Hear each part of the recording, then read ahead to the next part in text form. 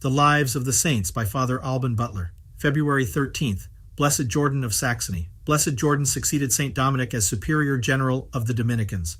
We know nothing about the place and date of his birth. His name was Giordano or Giordano, and he was a Saxon.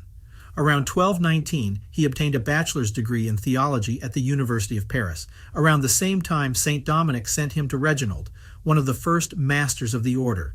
This seems to have been Jordan's first contact with St. Dominic. On Ash Wednesday of the following year, the Blessed and his friend Henry took the habit of St. Dominic. Jordan soon distinguished himself by his eloquence. Although he was still a novice and had been in the order for only 2 months, according to Jordan himself, in his Life of St. Dominic, which is one of the main sources on the saint's character, he was sent from Paris with 3 of his brothers to the first general chapter, which took place in Bologna. At the next chapter, which he did not attend, he was appointed Prior Provincial of Lombardy, and in 1222, on the death of St. Dominic, he was elected Superior General.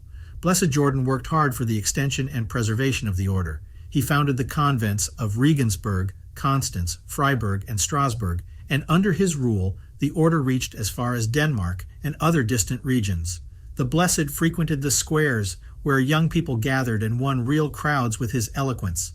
It has been said of him that he was the first university chaplain, and on one occasion he preached a sermon at Oxford. It was perhaps there that he met Bishop Grosseteste, whom he favorably impressed. St. Albert the Great also decided to enter the order of St. Dominic thanks to one of the Blessed's sermons. A famous professor who had warned his disciples against the wiles of Blessed Jordan was the first to fall into his nets.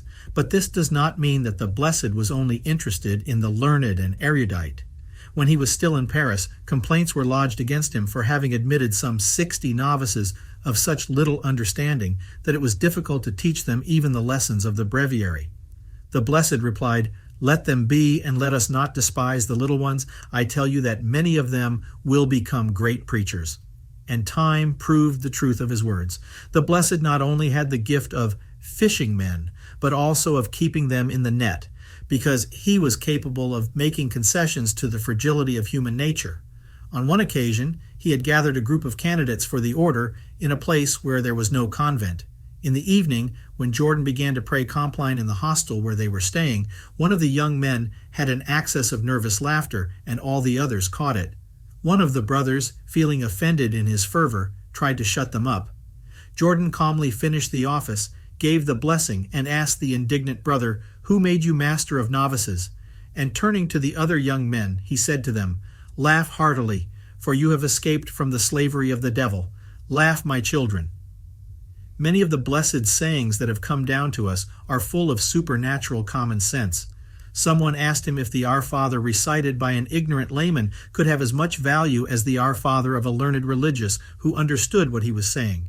Jordan replied that a pearl did not lose its value by being in the hands of one who was incapable of appreciating it.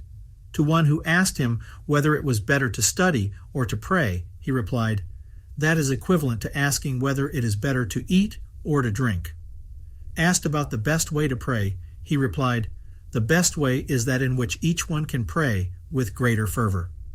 In 1237, the Blessed embarked for Palestine with 2 of his brothers. A storm surprised them, far from the Syrian coast. The ship sank, and all those on it perished. The waves tossed the body of the Blessed onto the beach, and he was buried in the Dominican church of Acca. It is said that a few days after his death, he appeared in a dream to a young Carmelite of Acca, who was tempted against his vocation, telling him, "The good Father Jordan was a man of God, and the reward he received was to die by drowning." The Blessed said to the young man, "Do not be afraid, brother. Whoever serves Jesus Christ faithfully to the end is saved." Someone has hypothesized that this is the basis of the tradition of the apparition of Our Lady to Saint Simon Stock. The cult of Blessed Jordan was confirmed in 1828.